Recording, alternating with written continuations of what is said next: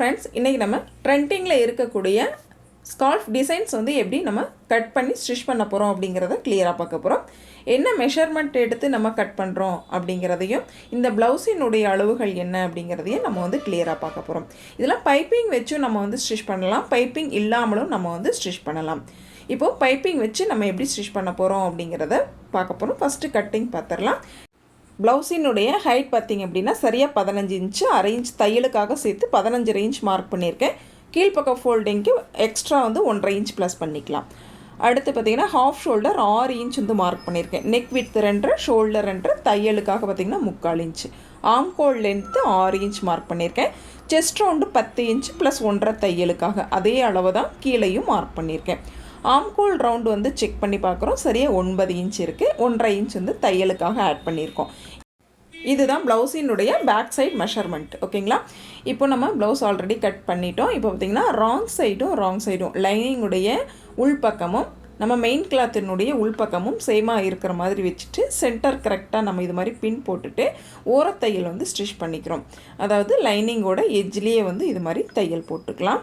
Lining கிளாத்தையும் main கிளாத்தையும் join பண்ணி இது மாதிரி தையல் போட்டுக்கிறோம்.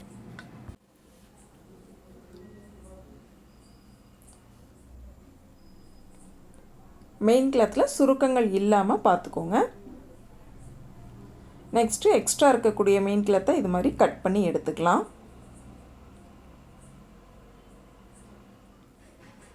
கரெக்டாக லைனிங்கோட எட்ஜில் இது மாதிரி கட் பண்ணிக்கோங்க.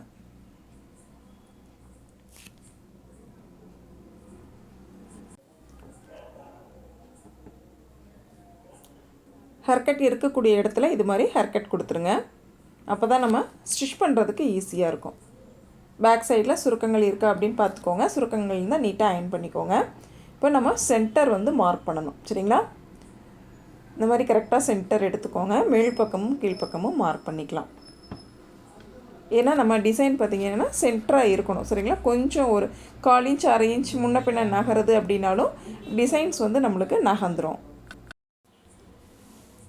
இப்போ சென்டர் மார்க் பண்ணிட்டோம்.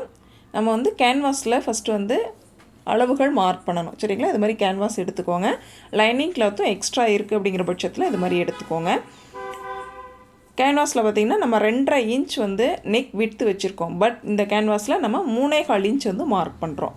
ஏன்னு கேட்டால் ஸ்கால்ஃப் வந்து அந்த இடத்துல கவர் ஆகிரும், அதுக்காக. சரிங்களா?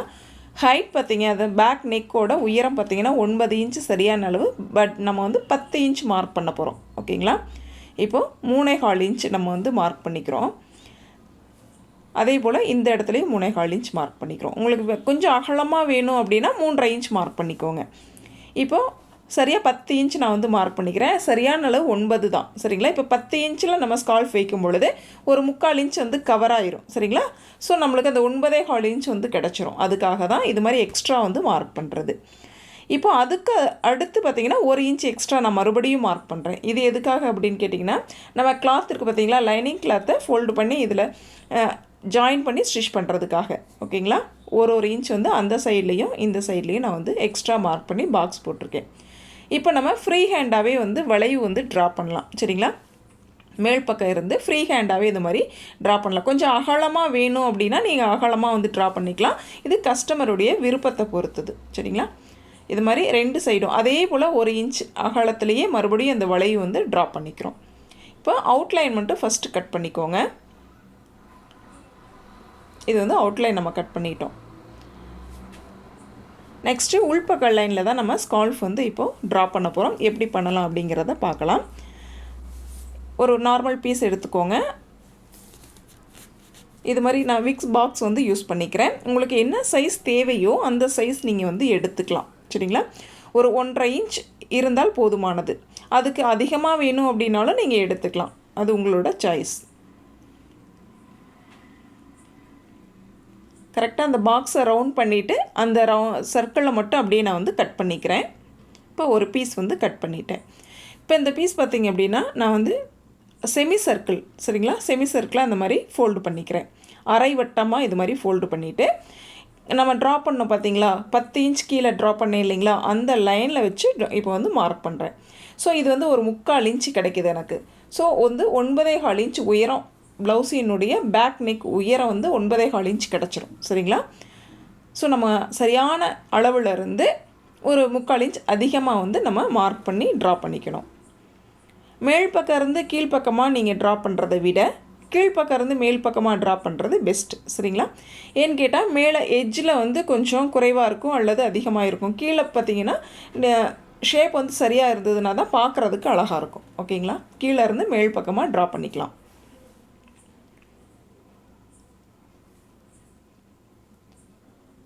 இந்த இடத்த நீங்கள் கட் பண்ணாமல் அப்படியே வந்து விட்டுறலாம். அப்போ தான் நம்மளுக்கு எக்ஸ்பேண்ட் ஆகாமல் இருக்கும். இப்போ மேல் பக்கமாக ட்ரா பண்ண பார்த்தீங்களா, அந்த ஸ்கால்ஃபில் கரெக்டாக வந்து கட் பண்ணிக்கோங்க. முன்ன பின்ன நகராமல் சரியான அளவில் கட் பண்ணிக்கோங்க.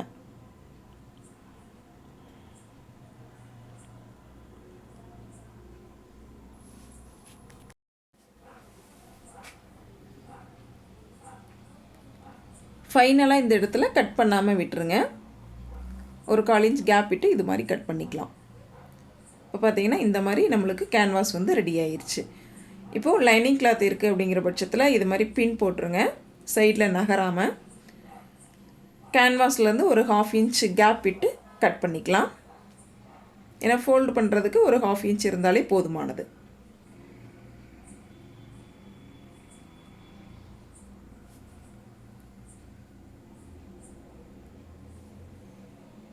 இப்போ இதை ஃபோல்டு பண்ணி நம்ம தையல் போட்டுக்கலாம். வளைவுகளில் கொஞ்சம் சுருக்கங்கள் வரும். கொஞ்சம் ப்ளீட்ஸ் வச்ச மாதிரி அப்படியே வந்து தையல் போட்டுக்கலாம்.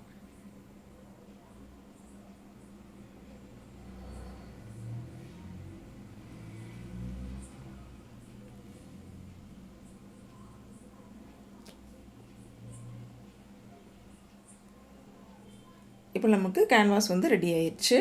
அப்படியே நம்ம ப்ளவுஸில் வச்சு ஜாயின் பண்ணணும். ப்ளவுஸ் எடுத்துக்கோங்க. ஆல்ரெடி நம்ம ரெடி பண்ணி வச்சுருக்கோம்.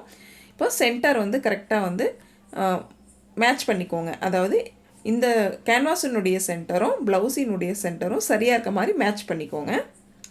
கீழ்ப்பக்கம் ஆல்ரெடி நம்ம சென்டர் ட்ரா பண்ணியிருக்கோம். அது நேர் சரியாக இருக்க மாதிரி வச்சுட்டு நம்ம பின் போட்டுக்கலாம்.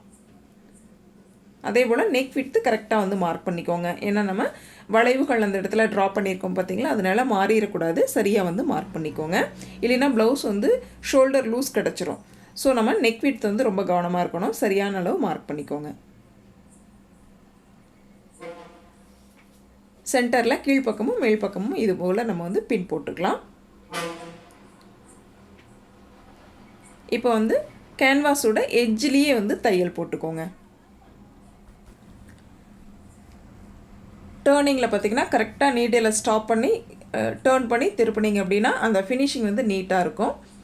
ஒவ்வொரு கார்னருமே வந்து ஈவனாக இருக்கணும். அது மாதிரி தையல் போட்டுக்கோங்க.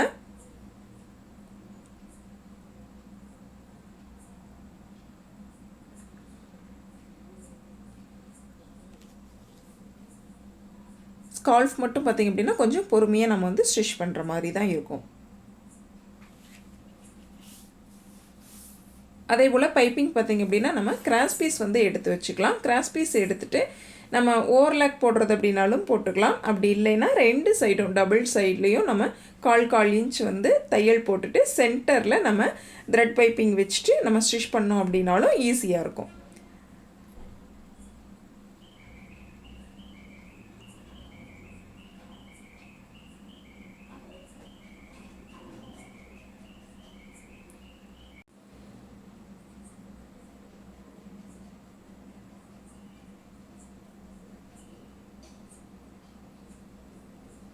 இப்போது கரெக்டாக ஒரு 1/4 இன்ச் கேப் விட்டுட்டு தையலில் படாத மாதிரி கட் பண்ணிக்கோங்க. நெக் பகுதிக்கு உள் பக்கம் இருக்கக்கூடிய இந்த பீஸை மட்டும் கட் பண்ணுறோம். ஹர்கட் கொடுக்கறதுக்குரிய ஸ்பேஸ் விட்டுட்டு நம்ம வந்து கட் பண்ணணும். ரொம்ப பக்கமாக கட் பண்ணிட்டோம் அப்படின்னா ஹர்கட் கொடுக்கும் பொழுது தையலில் வந்து நம்மளுக்கு சிசர் பட்டுரும். ஸோ வந்து அந்த இடத்துல கட் ஆயிரும். சரிங்களா? அதனால் கொஞ்சம் கவனமாக வந்து பொறுமையாக கட் பண்ணிடுங்க. இது போல் கட் பண்ணி முடிச்சிட்டோம். நெக்ஸ்ட் வந்து ஹேர்கட் கொடுத்துருங்க. சரிங்களா? வளைவுகள் எல்லாத்துலேயுமே வந்து ஹேர்கட் கொடுத்துட்டு அதுக்கப்புறமா வந்து டேர்ன் பண்ணுங்கள். நான் ஆல்ரெடி ஹேர்கட் கொடுத்துருக்கேன். இது மாதிரி ஒவ்வொரு இடத்துலையும் வந்து நல்லா டேர்ன் பண்ணி விடுங்க.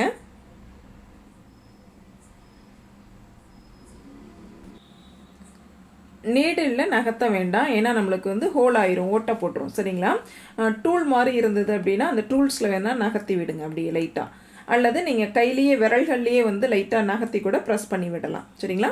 நெக்ஸ்ட்டு பார்த்திங்கன்னா இது மாதிரி அயன் பாக்ஸ் வச்சு அயன் பண்ணிட்டீங்க அப்படிங்கிற பட்சத்தில் லைட்டாக அந்த சுருக்கங்கள் இருந்தது அப்படின்னாலும் ஃபினிஷிங் பார்க்குறதுக்கு நீட்டாக இருக்கும். இப்போ பாருங்கள், பைப்பிங் நான் வந்து ரெடி பண்ணியிருக்கேன். நீங்கள் ஓவர்லாக் வேணும்னாலும் நீங்கள் ஸ்டிச் பண்ணிக்கலாம் பைப்பிங்கில் சைடில். சரிங்களா? அல்லது 2 சைட்லேயும் நம்ம வந்து 1/4 இன்ச் வந்து தையல் போட்டதுக்கப்புறம் சென்டரில் த்ரெட் வச்சு நம்ம ஸ்டிச் பண்ணுவோம் பார்த்தீங்களா, அந்த மாதிரியும் பண்ணலாம். நான் செகண்ட் மெத்தடு தான் நான் வந்து ஸ்டிச் பண்ணியிருக்கேன். நீங்கள் உங்களுக்கு எது சாய்ஸ், உங்கள் சாய்ஸ் எது விருப்பமோ அதை வந்து நீங்கள் ஸ்டிச் பண்ணிக்கலாம். இந்த வளைவுகளில் பார்த்திங்க அப்படின்னா ஹேர்கட் கொடுத்து தான் நீங்கள் வந்து பெண்ட் எடுத்தீங்க அப்படின்னா தான் ஃபினிஷிங் நீட்டாக இருக்கும். சரிங்களா? நல்லா பதிஞ்ச மாதிரி நீட்டாக இருக்கும். அடுத்தது சிங்கிள் ஃபுட் யூஸ் பண்ணிங்க அப்படின்னா இன்னுமே வந்து பெட்டராக இருக்கும். நம்ம டபுள் ஃபுட்டில் வந்து நீடில் நகர்த்தி வச்சுருக்கோம் அப்படிங்கிற பட்சத்தில் ஓகே தான். பட் இல்லை அப்படிங்கிற பட்சத்தில் இது மாதிரி சிங்கிள் ஃபுட் வந்து யூஸ் பண்ணிக்கிறது பெட்டர். சரிங்களா? நம்ம ரைட் சைடு வந்து ஸ்டிச் பண்ணுறோன்னா லெஃப்ட் யூஸ் பண்ணிக்கோங்க. லெஃப்ட் சைடில் இருந்து ஸ்டிச் பண்ணுறீங்க அப்படின்னா ரைட் யூஸ் பண்ணிக்கோங்க. இந்த மாதிரி யூஸ் பண்ணுறதோட ஹேர்கட்டும் நீங்கள் வந்து கட் பண்ணணும். அப்போ தான் வந்து பைப்பிங்கில் ஹேர்கட் கட் பண்ணணும். சரிங்களா? அப்போ தான் அந்த பெண்டு வந்து ஃபினிஷிங் நீட்டாக வரும். இது மாதிரி கரெக்டாக எந்த இடத்துல தேவை அப்படிங்கிறத பார்த்துட்டு கட் பண்ணிக்கோங்க. கரெக்டாக அந்த டேர்ன் ஆகுது பார்த்திங்களா, அந்த இடத்துல தான் மெயினாக தேவை. இது மாதிரி ஃபுல்லாகவே வந்து நம்ம பைப்பிங் வச்சு ஃபினிஷ் பண்ணிட்டோம். இந்த பதிவை பொறுத்த வரைக்கும் பார்த்திங்கன்னா ஃபுல்லாக வந்து ஸ்கால்ஃப் வந்து நம்ம ட்ரா பண்ணி ஸ்டிச் பண்ணியிருக்கோம். இதுவே பார்த்திங்கன்னா இன்னும் கொஞ்சம் டிஃப்ரெண்ட்டாக பண்ணணும் அப்படின்னா மேல் பக்கம் இருந்து கீழ்ப்பக்கம் லைட்டாக ஒரு லீஃப் மாதிரி ஸ்லாண்டிங்காக கட் பண்ணிவிட்டு அதுக்கப்புறம் கீழ்ப்பக்கம் மட்டும் கூட நீங்கள் வந்து இது மாதிரி ஸ்கால்ஃப் டிசைன்ஸ் வந்து ட்ரா பண்ணலாம். இது நம்மளுடைய க்ரியேட்டிவிட்டி பொறுத்து தான். ஃபைனல் லுக் பார்த்திங்க அப்படின்னா ப்ளவுஸ் வந்து இந்த மாதிரி இருக்கும். நம்ம பதிவு பிகினர்ஸ்க்கு ரொம்பவே வந்து யூஸ்ஃபுல்லாக இருக்கும் அப்படின்னு நான் நினைக்கிறேன். நம்ம பதிவு பிடிச்சிருந்தது அப்படின்னா சப்ஸ்கிரைப் பண்ணிக்கோங்க. பக்கத்தில் இருக்கிற பெல் ஐக்கானை கிளிக் பண்ணி ஆல் அப்படிங்கிற சிம்பிளையும் டச் பண்ணிக்கோங்க. Thank you friends.